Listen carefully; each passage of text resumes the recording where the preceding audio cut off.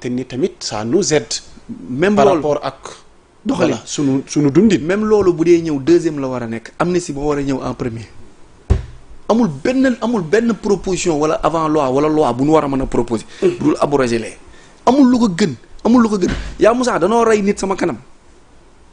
ñaari nit. bés bu ne nga fàttali ma ko exactement. danoo rey sama xarit Baara. Mariama Sagna Kër Massar. Mariama Sagna lañ tuddee permanence su Pastef bu Pikine Baara moom da doon dem buntu kër Ousmane Sonko di cibb ci suuf si di ko def ci butéel ci mbuus bu ñëwee sotti ci ndox di ci sangu ndax gëm-gëm ak barke nee na loolu lu koy may barke fii lañ ko dóor bal ci faar ñu muur kanam gi ñaari boo yi na rey Texaco première bal tell boo yi dugal ko ci chariot Auchan lañ ko dugal di ko puus daw yóbbul ko ICP lañ ko yóbbul mooy infirmier chef de poste moom bi mu yegsee moroom yi danoo poñe ICP bi ni ko day bu mu dee mu ni leen mënumaa fajee nit nii xaar leen may leen ma léegi dem leen ñun ñu consulter parce que booy dañ ko tiim ak ay jaasi ni ko seen copain bi bu mu dee ndax ñoom ils étaient stressés ICP bi infirmier bi xam na ni mënul faj parce que infirmier la mu leen dem leen ma ñëw bu mu demee ñu woo ambulance woo police ak woo yu demee noonu tëjoog booy bi ci biir mais booy bi dee na Texaco luñ ko dóore bal 30 minutes après booy dem songu kër booy ñaa ni mbër ba ci bokkoon ci moom la après mujjul fenn ñu jugee fa dem songu kër maire bi génnaat seen xol mënu leen supporter ñu delluwaat songaat bi ñu delluwaatee songaat ñu dóoraat bal nit tell mu dee encore en une soirée nga koy gis di ko dund atrocité bu énorme nit ñi am ci haine xol yi tàng nit ñi mer sénégalais gaaw a fàtte rek waaye ku deelewul wala ku ci jegewulwul wallaahi am na lu nga xamante ni boo gisee sa leader di ko def te moom mu taxoon ñu doon xeex di ci reyante mu diggoon nu ko mu ñëw au pouvoir waxul lu ci jëm man am naa sañ-sañ laa la wax bi yaa Moussa du ma xar du ma topp kenn aveuglément am naa sañ-sañ ni ko hé Ousmane ba mu ne ma naam ma ne ko yow yaa taxoon ñu doon reyante di doon xeex diw ak diw dee na ndax yow te dee boobu ñu dee pour yow nga yegg au pouvoir la léegi yegg nga au pouvoir lan moo tax mënoo wax ci lu dee lu tax ñeen dee c'est Diomaye le président Diomaye diggewul dara Diomaye Sonko moo ñu am Diomaye ngi nii kaay leen mooy man jox Diomaye dara fekk ko ci Diomaye diggewul dara. ñoom ñaar ñëpp seen responsabilité. Diomaye diggewul. Diomaye campagne yu diggewul que ni tey jii non non foo ne Sonko tudd fa Diomaye. Diomaye diggewul. ndax li Sonko tële ba mënul dem Diomaye lañ fa jiital kon tey ñoom ñaar seen responsabilité tey jii nii boole leen. est-ce que bàyyi na Diomaye mu def moom li mu bëgg a def wala ñu xam ba Diomaye yeggal ñu xam ndax Diomaye ndax bàyyi nañ Diomaye dem ba 2029 ñu évaluer ko xool ndax moom li mu diggee woon yëpp ndax dem na ba yegg y a de ces choses yu nga xamante ni ñoom ñaar déggalu ma la ñoom ñaar ñooy responsabilité mais y a de ces choses yu nga xamante ni bu fekkee Ousmane dafa continuer woon naan Diomaye defal nii te moom jiitewul y a des réunions yu nga xamante ni Sonko du fa toog y a un renseignement bu nga xamante ni Sonko yoru ko bu nu demee réunion conseil sécurité d'état c'est le secret d'état foofu ay généraux ay kàngam ñoo fay toog foofu Ousmane Sonko toogu fa Diomaye du civil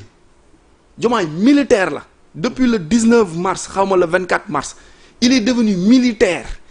am na fu nga xamante ni bu fa toogee y a un renseignement bu nga xamante ni ku dul Diomaye doo ko yëg doomu Diomaye du ko yëg jabaru Diomaye du ko yëg pap ak yaayu Diomaye duñ ko yëg waxatuma la ak Ousmane Sonko duñu ko xam parce que mooy premier responsable léegi kooku est-ce que war na la jël toutes les informations di ko soumettre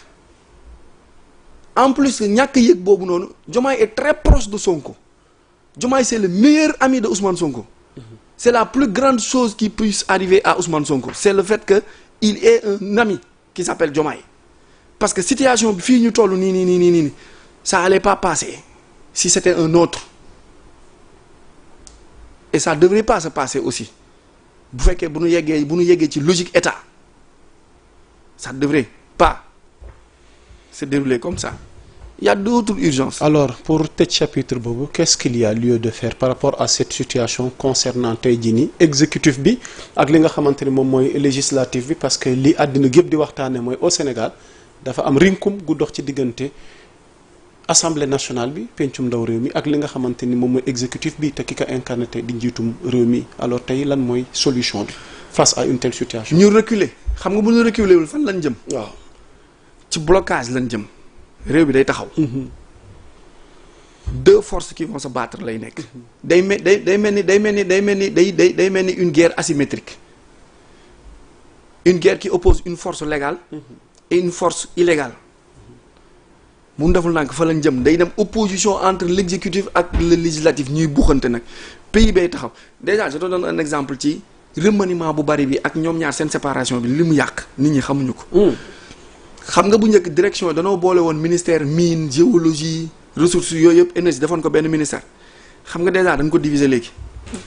je te donne un exemple léegi direction bi yor les carrières direction bi nga xamante ni carrières yi rek lay gérer yaa ma sax direction boobu ban ministère lay dem énergie nga koy yóbbu wala mine léegi diggante léegi lu mu gàtt dina perte 4 mois directeur boobu noonu direction boobu noonu dinañ perte 4 mois le temps ñuy xam ñoom ci ban direction ci ban ministère lañ jëm ak kan la ñuy rendre compte parce que carrière dafa nekk diggante mine ak énergie léegi yow nga créé ñaari ministère léegi directeur yi nga xamante ni ci benn ministère bi la nekkoon dañuy toog 4 mois le temps que passation beeg affaire yi di jël ordre pour que moom directeur yooyu noonu di xam ban ministère lañ bokk pour di mën a soog a reprendre pendant 4 mois da ngay jot salaire dëkk bi di fonctionner te kenn liggéeyul ñi ngi taxaw di xaar ci lii nii ci buuxante bii nii blocage lañ jëm blocage pays bi mooy taxaw kak ci ay rayante lañ jëm te mën naa ñàkk. Il paraît que la nouvelle constitution impose une obligation de résidence au Sénégal pour le président, pour le premier ministre et pour le chef d'état-major général des armées. maanaam nouvelle constitution bi yéen ñi ñuy teewlu. bo adopté nañ ko su fekkee promulgué nañ ko moom la ñu nar a doxee képp ku fi jiite réew mi da ngay toog ci réew mi ki nekk élément ni jëriñu di premier ministre da ngay toog ci réew mi ki nekk chef d'état-major général des armées ginnaaw seen fonction maanaam bu nguur gi jeexee du ngeen mën a génn n'est-ce pas. président assemblée nationale. ah président assemblée nationale. nañ ko ci dolli. yaa Moussa gis nga li may waxatee ngi nii gis nga injustice bi. gis nga injustice mais aussi entre le premier ministre yaa Moussa entre le premier ministre Arona yaa Moussa entre le premier ministre si je comprends bien la démarche de Sonko et la majorité maanaam pastefienne bi nga xam ne ñoo nekk ci assemblée nationale bi lii ñu bëgg réformer nii logiquement dañuy wax te bu ñu toppee chronologie des faits tey dans un passé récent et Diomaye et Sonko et tous ceux qui aujourd'hui c'est tey jii ni pare nañ pour ñu soppi constitution bi ñoo bokkoon même camp c'est-à-dire tey jii nii li ñu war a comprendre mooy que ne tey dañu bëgg a wax président bi ne réforme gii ñu bëgg a def ñun ak yow ñoo ci àndoon ñoo ko xaatimoon ñoo ko waajoon ne bu ñu faloo réforme gii la ñuy defal sénégalais la tu es d'accord avec moi oui ou non déedéet lan moo tax ñu yàkkamti dem jël ci lu ñu neex dem accéléré lu tax xaaruñu avant proposition Diomaye ak ñi ñoo àndoon démb ci seen réforme mais Diomaye bi mu ne ñëwee bu def ñu na ko toogee bu ñu faloo tey jii nii lii la ñuy yeesalee Diomaye bi mu ñëwee def na ko de Diomaye bañul de Diomaye def na ko de Diomaye def na ay avant proposition de loi d'accord nañ ci lii lépp de ñoom ñoo ni wóoluwuñu Diomaye léegi comme wóoluwuñ ko nan daw gaaw comme ci avant proposition la nekkagul ci proposition ni daw gaaw jëli ko dem indi ko voté ga gaaw parce que nee na wóoluwuñu Diomaye te pourtant ñoom Diomaye ko defandoo moo tax man la kii yaa trahi kii loolu kenn xamu ko. qui a trahi qui. léegi lan moo tax dugalul ci président assemblée nationale. parce que entre le premier ministre un premier ministre ak président assemblée nationale kan moo ci gën a fort. le président de l'Assemblée nationale. kon kay boo waxee moom mooy la deuxième personnalité. parce que en cas de vacance du pouvoir. c'est le président de l'Assemblée nationale. léegi lan moo tax dugalul président assemblée nationale. ci seen réforme. waaw kon yow kon da ngay def amendement. moo tax man la y a d'autres utilités yaa Moussa ñii dañuy ping pong. il faut que nit ñi commencer di yeewu du xool yow mënoo ni président bi bu mandaam jeexee bu mu génn réew mi. waaw ni premier ministre bu mandaam jeexee bu mu génn réew mi. waaw ni ki jiite armée bi bu mandaam jeexee du mu génn réew mi. léegi lan ngay xaar pour wax. surtout que c'est l'Assemblée nationale qui représente le peuple. léegi ki représente le peuple bi yëpp askan bi yëpp muy président assemblée nationale di numéro 2. léegi kooku lan moo tax moom waruñu ko boole ci ñi war a toog ci réew mi. da nga koy dugal ci amendement. waaye loolu du sax xalaat loolu du sax wax loolu moo waroon jiitu ba nga bindee président nga waroon bind parce que président assemblée nationale. léegi lan lay nuru man kay yow laay laaj. ñi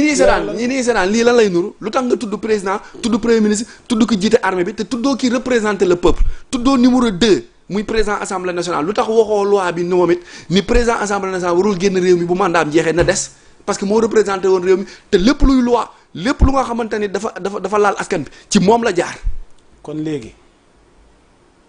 Cheikh Esprit Barxamien sunu naataangoo la nekk Dakar Actu Cheikh maa ngi lay ziar dafa poser question gu am solo parce que fii ngay daanelee nii par rapport ak coono yi ñuy daj ci dialogue yi coono yi ñuy daj ci concertation yi coono yi ñuy daj ci atelier yi coono yi ñuy daj ci séminaire yi coono yi ñuy daj ci xalaat